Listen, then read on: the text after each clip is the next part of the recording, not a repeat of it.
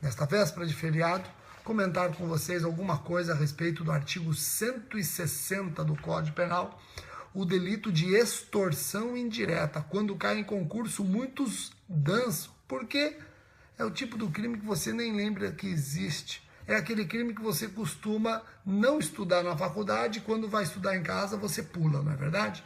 Então vamos diminuir um pouquinho as mensagens. Olha só, João Paulo, um abraço, estou estudando pelo seu manual, obrigado pela confiança, João Paulo.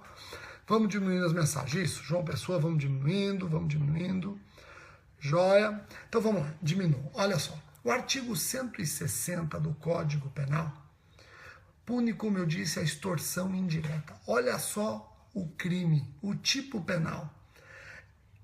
Exigir ou receber como garantia de dívida, abusando da situação de alguém, documento que pode dar causa a procedimento criminal contra a vítima ou contra terceiro. O crime é punido com reclusão de 1 a 3 anos. Isto é uma infração de médio potencial ofensivo. Admite o benefício da suspensão condicional do processo. Artigo 89 da Lei 9.099/95. Então vejam só, eu li a redação do artigo 160, eu vou repeti-la. Exigir ou receber como garantia de dívida, abusando da situação de alguém, documento que pode dar causa a procedimento criminal contra a vítima ou contra terceiro, pena de 1 a 3 anos. Fração de médio potencial ofensivo, admite suspensão condicional do processo. O que o agente faz? Em resumo, pessoal, no que consiste o crime? O agente exige, e aí a iniciativa da obtenção da garantia, a parte do agente, exige algum documento que possa servir no futuro contra a vítima.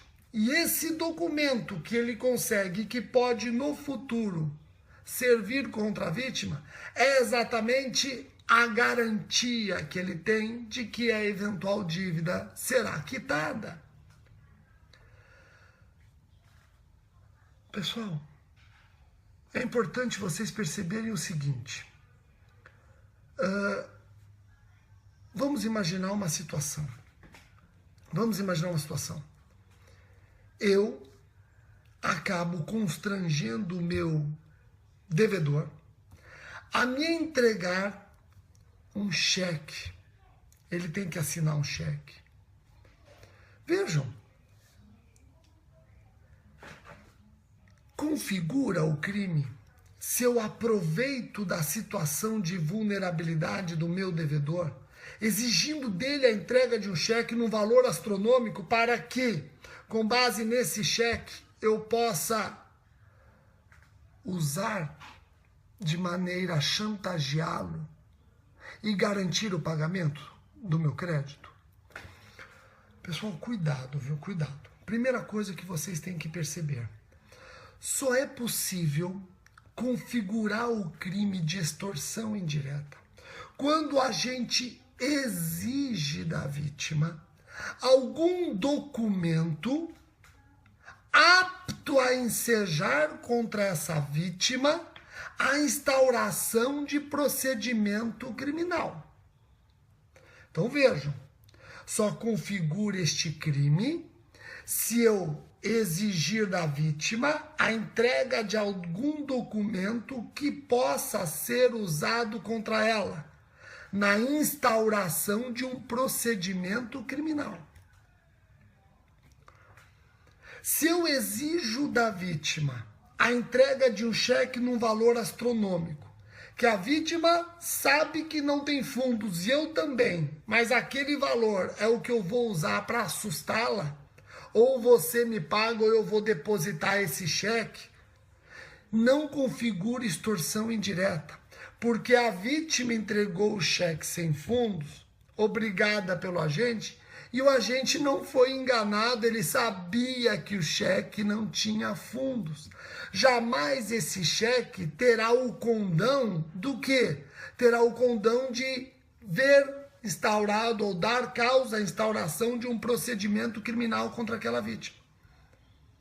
Olha que exemplo interessante que pode cair na sua prova. Eu falei para vocês que na extorsão indireta, o agente tem que exigir da vítima, ou a vítima entrega ao agente, documento que possa, no futuro, dar causa à instauração de procedimento criminal contra ela, a vítima, devedora.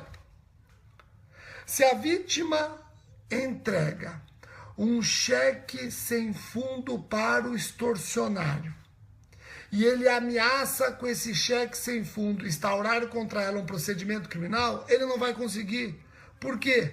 Porque ela deu um cheque sem fundo sem enganá-lo. Ele sabia que o cheque não tinha fundo. Aliás, sabendo que o cheque não tinha fundo, é que ele acreditava poder instaurar contra ela um procedimento criminal, mas não pode. Compreenderam isso? Joia. Pessoal, um exemplo que a jurisprudência traz é do agente que exige da vítima que ela lhe entregue fotos dela traindo a esposa. E ele fala, se você não me pagar, eu vou usar essas fotos contra você. Isso é extorsão indireta? Não é. Não é extorsão indireta. Por que não?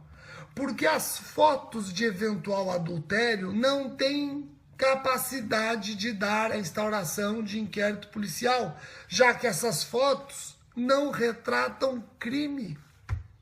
Não retratam crime. Nelson Gria resume bem quais os requisitos que devem estar presentes para que haja uma extorsão indireta. Primeiro requisito apontado por Nelson Gria.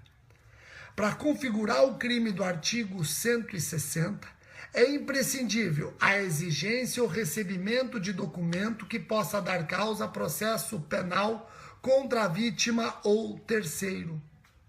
Por exemplo, a vítima entrega para o extorsionário a confissão de um crime.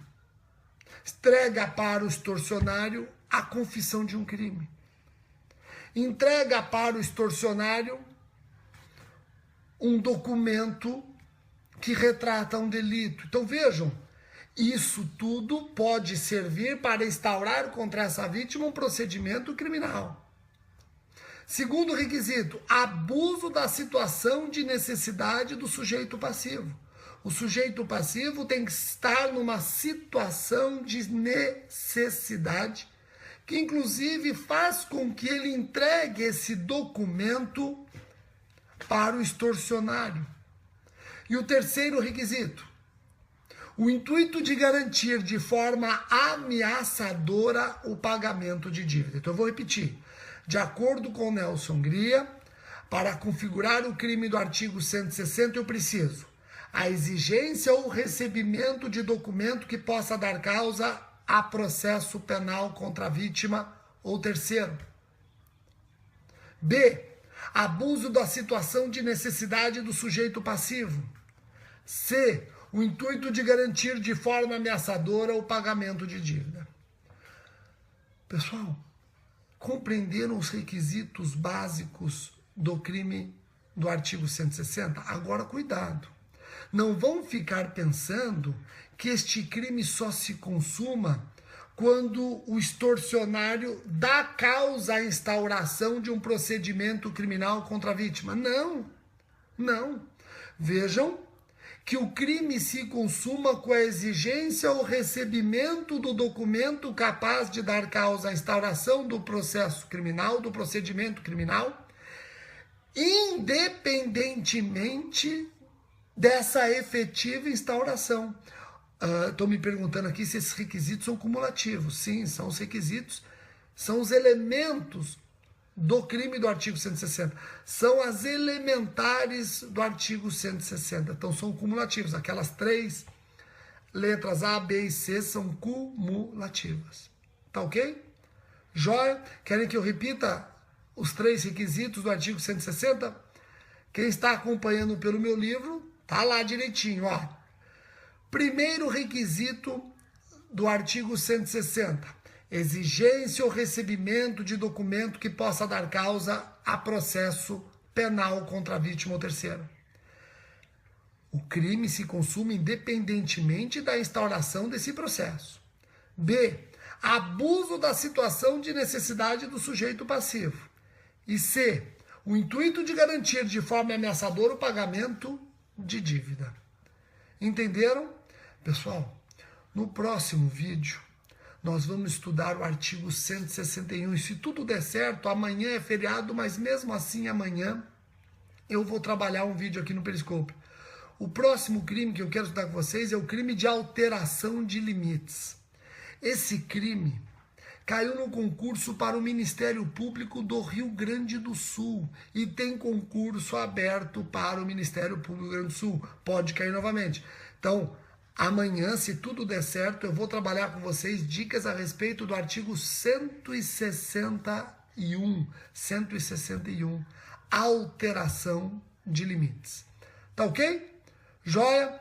Pessoal, muitíssimo obrigado pela atenção. Acompanhem o Igor. Hoje o Igor vai também trabalhar com vocês questões de direito eleitoral no Periscope. Acompanhe o Igor. Aliás, o Igor em breve vai entregar para a editora Juspodium um livro de prática eleitoral para o Ministério Público.